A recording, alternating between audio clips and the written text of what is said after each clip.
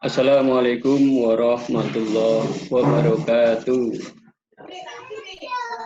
Waalaikumsalam warahmatullahi wabarakatuh.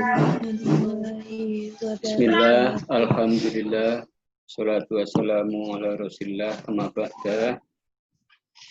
Siswa-siswi yang berbahagia, senantiasa dirahmati Allah dalam kegiatan ini, pembelajaran, ya, level lain. Ini untuk kelas 12 ABC, tentunya ya wajib untuk mengikuti kegiatan pembelajaran PPKN. Materinya berlanjut, ya, keterkaitan dengan hak dan kewajiban warga negara. Jadi itu dua ya kata, itu merupakan hak dan kewajiban, itu enggak bisa dipisahkan.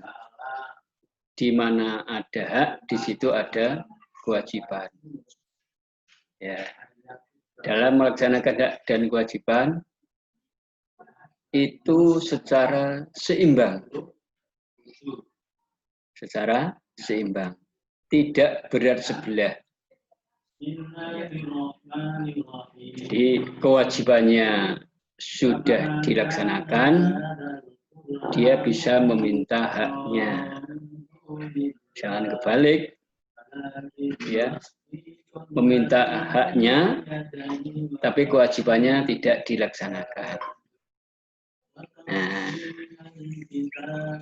karena dalam kehidupan berbangsa, bernegara, termasuk ya dalam bermasyarakat, ya, ini pelaksanakan hak dan kewajiban itu seimbang, ya. Ini tidak bersebelah, hanya menimbulkan. Jadi akan menimbulkan dampak-dampaknya. Ya. Dampaknya apa? Hak dan kewajiban tidak dilaksanakan secara seimbang, itu akan menimbulkan pertikaian. Yang pertama. Yang kedua, ini akan menimbulkan konflik. Konflik yang dampaknya perpecahan, permusuhan, dan kekerasan. Itu ya dalam melaksanakan hak dan kewajiban warga negara ini berjalan dengan baik, mulus, ya. Karena masih banyak warga negara yang melakukan pelanggaran hak dan mengingkari kewajiban. Itu ya yang tidak seimbang, itu tadi dampaknya akan ada pertikaian, akan adanya konflik, permusuhan, perpecahan, dan kekerasan. Ini pelanggaran hak warga negara. Pelanggaran hak warga negara ini ada macam-macam pelanggaran hak. Pelanggaran hak yang pertama, penangkapan atau penahanan seseorang, ya, tanpa berdasarkan hukum. Tanpa berdasarkan hukum. Di negara kita ini jelas dalam pasal berapa itu? Pasal 1 ayat 3. Pasal 1 ayat 3 dalam UUD, Indonesia adalah negara hukum. Saya yakin udah hafal siswa-siswinya ya. Pasal 1 ayat 3, negara kita adalah negara hukum, atau bahasa aslinya itu Rechtsstaat. Jadi ada di sini ya, penangkapan dan penahanan seorang tanpa berdasarkan tanpa berdasarkan atas hukum.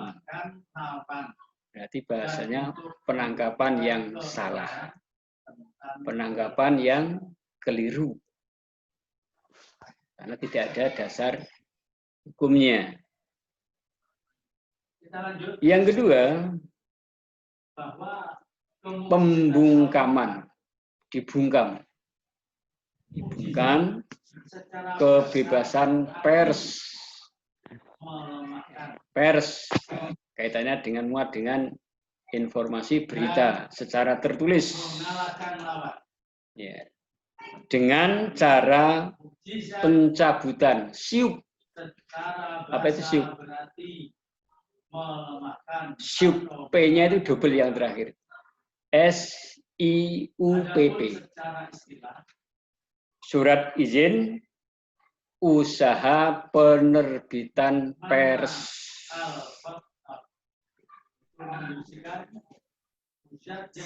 Jadi catat. Undang-undang tentang pers itu Undang-Undang Nomor 40 tahun 1999. Jadi Undang-Undang Nomor 40 tahun 99 itu tentang pers. Tentang pers. Nah, jelas ada undang-undangnya. Undang-undang yang sudah dibuat oleh legislatif dan eksekutif. Undang-undang dibuat oleh DPR dengan presiden. Itu dasar hukumnya dalam undang-undang. Jadi itu ya, nomor 2 macam-macamnya pembungkaman pers. Dibatasi.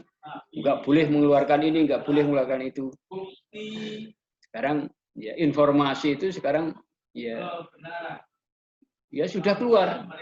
Tidak ada bungkaman. Nah, itu tentang pers. Terus macam-macamnya, ini kasus nomor 3 ya, kasus pelanggaran HAM. Kasus pelanggaran hak asasi manusia. Jadi kasus pelanggaran HAM itu ya ada pelanggaran HAM. Kalau kita lihat informasi bahasanya berita, itu banyak pelanggaran-pelanggaran hak asasi manusia. Itu sudah jelas. Dasar hukumnya tentang HAM ini dalam UUD pasal 28A B, C, D sampai J itu tentang HAM. Penjelasannya itu dalam undang-undang. Kalau tadi undang-undang dasar, ini sekarang undang-undang nomor 39 tahun 1999. UU nomor 39 tahun 1999.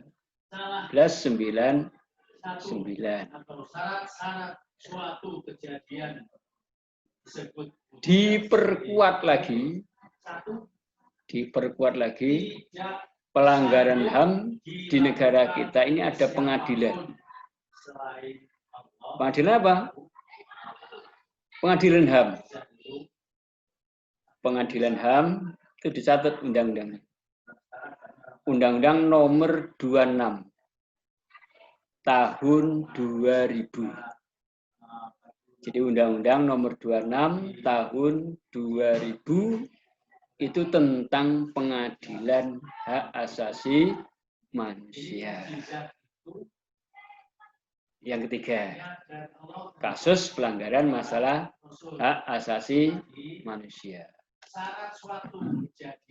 Pokoknya perbuatan atau kegiatan yang melawan hukum, menentang hukum, atau ingkar, itu termasuk diantaranya adalah ya pelanggaran HAM. Pelanggaran HAM. Karena melanggar undang-undang. Demonstrasi itu boleh di negara kita, demo boleh demonstrasi. Tapi itu harus berdasarkan undang-undangnya. Ada undang-undang tentang demonstrasi. Ada, boleh. Tapi itu undang-undangnya ya tidak, demonstrasi tidak anarkis. Tidak anarkis. Jadi demo itu boleh, tapi itu dengan baik. Ya. Terus yang keempat itu ya macam-macam pelanggaran hak. Ini yang keempat, pembatasan hak berserikat, berkumpul, serta menyampaikan pendapat. Jadi itu boleh mengeluarkan pendapat, berserikat, berkumpul, ya, berkumpul, serta menyampaikan pendapat itu boleh. Itu secara lisan atau secara tulisan. Secara lisan atau secara tulisan. Itu dasar hukumnya pasal 28. 28. Nggak ada poin hurufnya, nggak ada. Pasal 28. Kemerdekaan berserikat, berkumpul, itu boleh mengeluarkan pikiran secara lisan atau secara tulisan. Dan itu ada dasar hukumnya. Itu bahasanya sah. Bahasanya legal, ya, legal. Terus ini ada juga ya, lanjutan pelanggaran hak, WHI melanggar, pelanggaran dalam kehidupan, dalam berbangsa, bernegara, bermasyarakat. Ini juga ada pelanggaran. Bisa memiliki dua konotasi. Pertama, disebabkan oleh faktor-faktornya. Faktor-faktornya. Ya. Penyebabnya.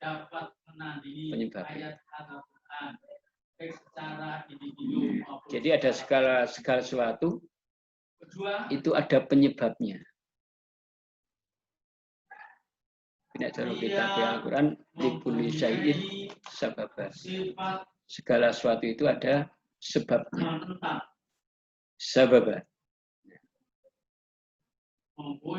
Jadi sikapnya itu sikap yang ya, tidak sesuai. Yang pertama itu sikap egois. Sikap egois. Satu sikap egois. Apa artinya? Mementingkan diri sendiri. Mementingkan diri sendiri. Itu namanya egois. Dapat simpulkan bahwa yang kedua itu rendahnya kesadaran berbangsa dan bernegara. Itu menyebabkan terjadinya pelanggaran hukum. Kesadarannya rendah. Memang menyadarkan orang yang sadar itu kadang ya sulit. Menyadarkan orang yang sadar itu sulit. Keterkaitan dengan penerapan pelaksanaan hukum. Jadi yang kedua itu rendahnya kesadaran berbangsa dan bernegara. Yang ketiga itu sikap tidak toleransi. Tidak toleransi yang ketiga. Tidak toleransi. Artinya apa? Sikap toleransi itu menghormati orang lain yang tidak sesuai dengan kita. Amalannya bahasanya. Dia ada toleransi. Biarlah dia melaksanakan itu. Tapi dia tidak melanggar. Itu adanya toleransi. Yang keempat, ini ada penyalahgunaan kekuasaan. Penyalahgunaan kekuasaan. Yang kelima, ini ketidaktegasan aparat penegak hukum akan menimbulkan timbulnya pelanggaran lainnya. Jadi ketidaktegasan aparat penegak hukum. Yang keenam, ada penyalahgunaan teknologi. Penyalahgunaan teknologi dapat memberikan pengaruh yang positif dan negatif. Positif dan negatif. Jadi adanya teknologi itu ya perkembangannya ada. Tapi itu ada dampaknya. Ya, dampaknya. Ya ada yang baik, positif. Tapi yang negatif itu juga yang banyak diambil. Nah, negatif banyak diambil. Terutama hal-hal dalam kebudayaan. Dah.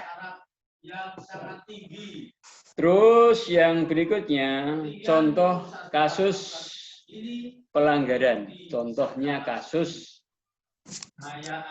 pelanggaran hak warga. Contoh kasus pelanggaran hak warga. Yang pertama, penegakan hukum ya, masih belum optimal.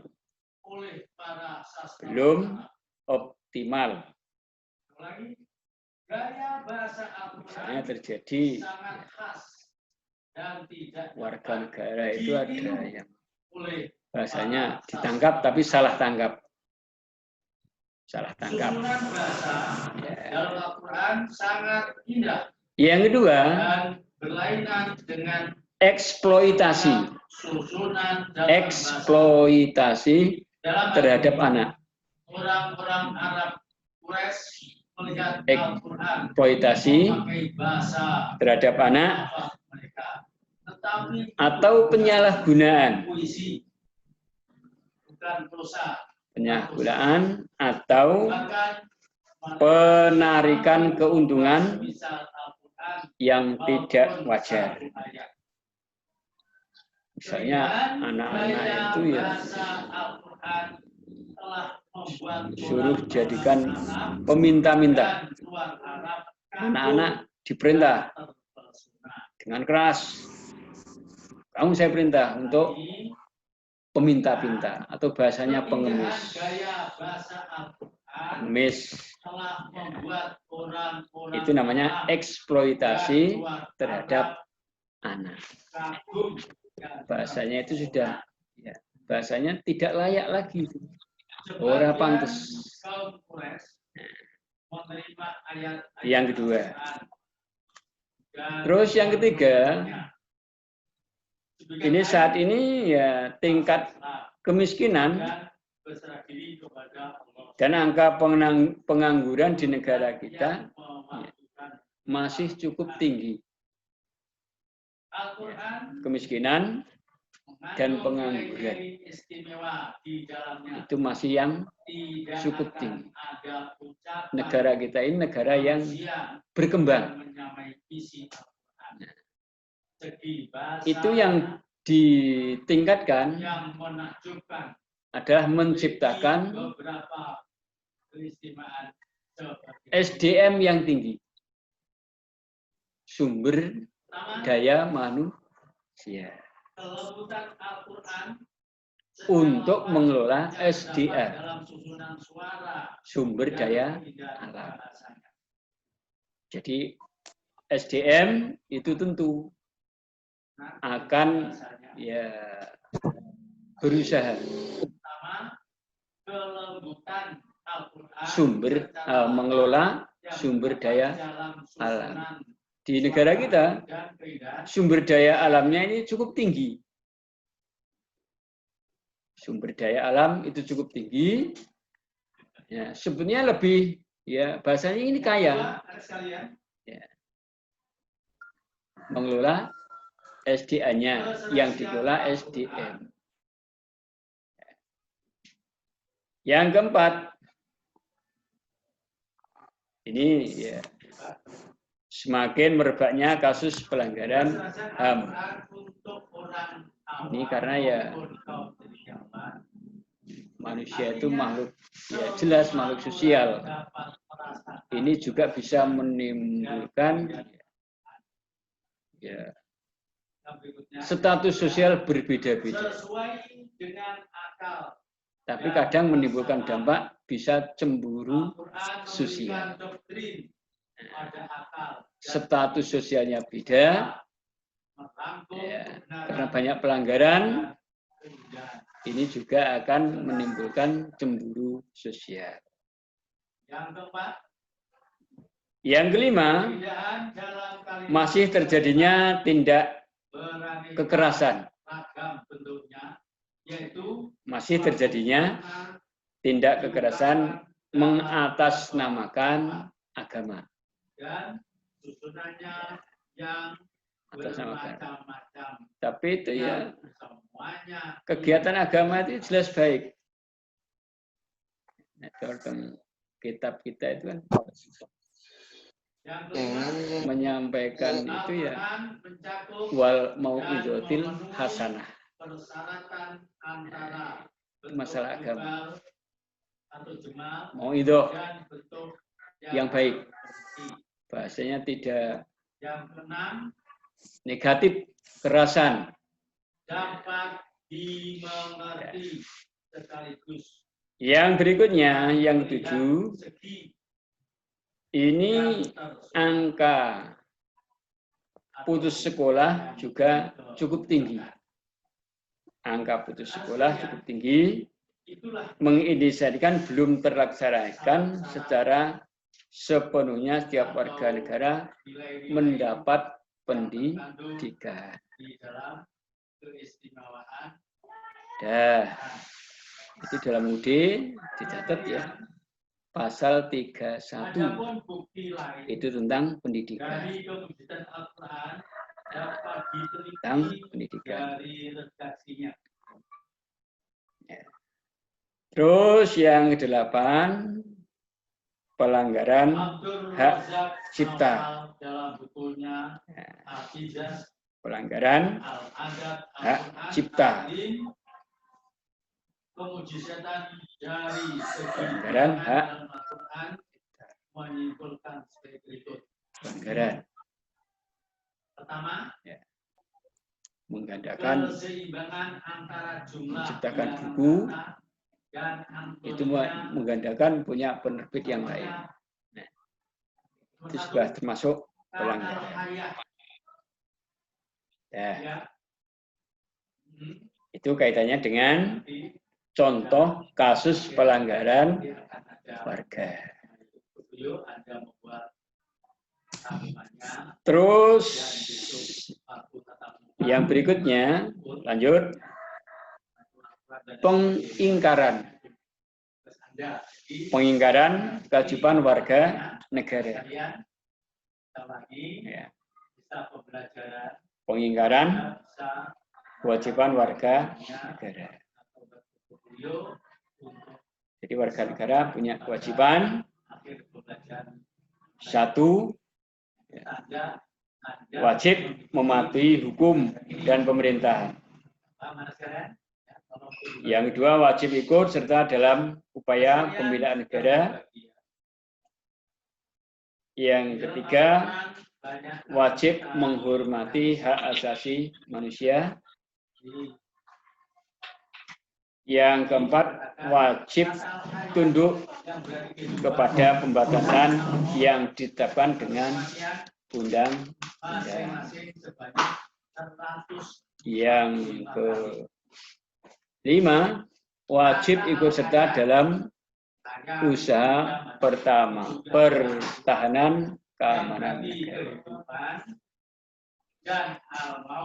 Ini bulan Agustus, sekarang tanggal 3, ini sebentar lagi kita akan mensyukuri kemerdekaan Indonesia. Kewajibannya setelah HUT itu adalah kewajiban kita mensyukuri. Satu, kewajiban warga negara itu mensyukuri kemerdekaan.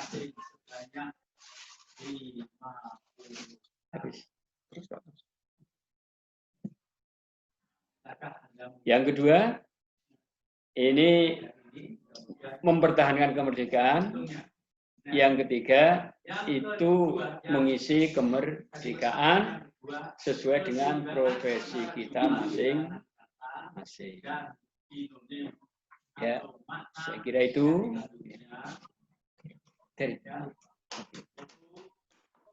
Itu kewajiban kita. Ya, sebagai warga negara setelah merdeka, Hutri, bulan Agustus, jelas. Ini siswa-siswi tahu semua, hafal semua. Di Indonesia merdeka jelas. 17 Agustus 45, Indonesia merdeka. Bertepatan dengan hari Jumat. Indonesia merdeka itu hari Jumat. Jumat apa? Jumat Legi.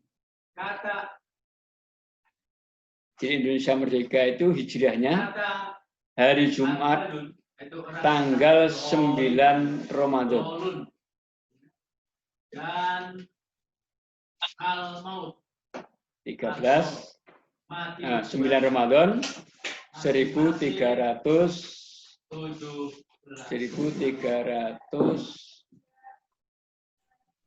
kemudian 44 ya, insyaallah 44 Hijriah.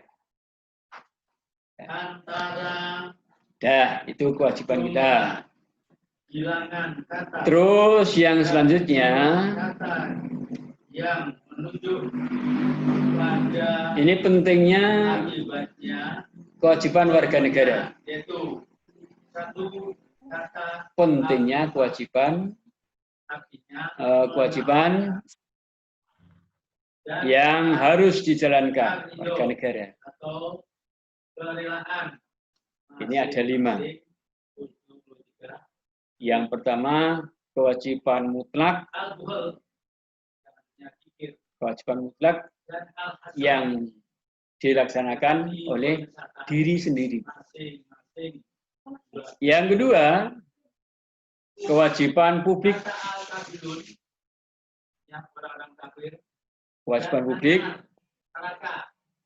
ini memenuhi hak publik, ya, kewajiban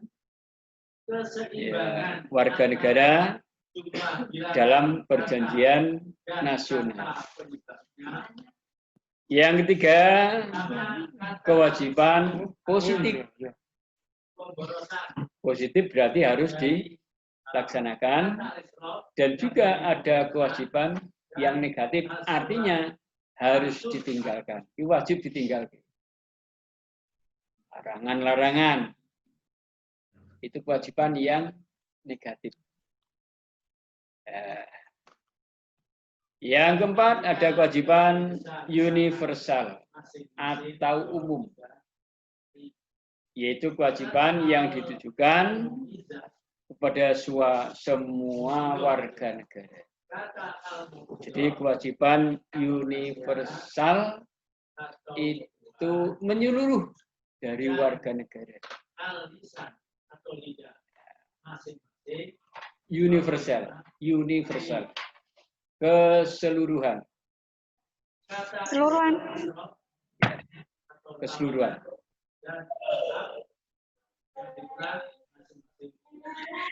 Yang kelima, ini ada kewajiban primer. Kewajiban primer. Kewajiban primer, kewajiban yang tidak timbul dari perbuatan melawan hukum. Ini kewajiban yang primer.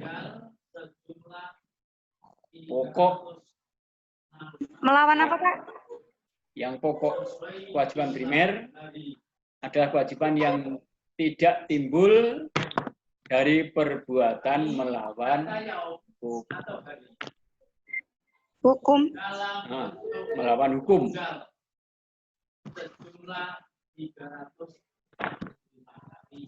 Melawan hukum. Karena ada hukum itu jelas. Merupakan konstitusi secara tertulis. Secara tertulis. Itu disebut dengan hukum yang positif. Hukum yang berlaku sekarang, saat ini, di daerah ini, di negara ini. Itu namanya hukum yang positif berlaku. Jadi yang primer itu adalah ya, pokok dilaksanakan. Semua warga negara tidak melawan hukum atau kegiatan seseorang, kegiatan yang melanggar aturan, melanggar undang. Jadi pelaksanaan atau kegiatan kita itu mesti itu ada aturan, ada undang-undang. Yang pertama, Al-Quran, siswa-siswi berangkat ke madrasah mesti ada lewat di jalan raya. Nah, itu ada aturan undang-undang lalu lintas. Nah, pas undang-undang lalu lintas, terutama di jalan raya yang berkendara. Kalau ada undang-undang tentang lalu lintas. Sampai di sekolah, di madrasah, itu juga melaksanakan undang-undang. Undang-undang tentang apa? Undang-undang undang-undang tentang pendidikan. Nah, jadi ada undang-undang tentang pendidikan. Ada aturan. Jadi praktek atau kegiatan kita ini sudah ada dasar hukumnya, yaitu dalam bentuk undang-undang. Undang-undang tentang apa saja di negara kita ini sudah ada. Syarat ilmu pengetahuan Undang-undang yang diberikan oleh penelitian para ahli dibandingkan kaitannya dengan ini ada contoh yang kedua tadi kasus dalam ilmu kasus apa? Pengingkaran. Kasus pengingkaran kewajiban. Ini kewajiban ini tapi diingkar. Para ahli di bidangnya. Biasanya perbedaan Contohnya apa? Dari manusia. Contoh kasus pengingkaran kewajiban. Ini ada 5 contoh. 1. Contoh kasus membuang sampah sembarangan. Yang kedua, melanggar aturan berlalu lintas. Yang ketiga, merusak fasilitas negara. Yang keempat, tidak membayar pajak. Yang kelima, tidak berpartisipasi dalam usaha pertahanan keamanan. Nah, itu contoh-contohnya. Menyatu pokok-pokok Ya, prinsip itu materi dalam kitab yang saya sampaikan. yaitu Taurat Ini tentunya ada dasar-dasar hukum yang saya sampaikan. Siswa-siswi jelas punya undang-undang dasar dan undang-undang yang lain penjelasan. Ya, diterapkan dengan baik. Nah, itu yang dapat saya sampaikan materi ini. Ya, silakan siswa-siswi ya tentu mendengar dan mencatat dan memahami materinya. Ini akan dapat atau menambah ilmu yang bermanfaat. Ya, Pak. Ya. Ya. Kalau ada yang bertanya, ada waktu yang singkat bahasanya ya.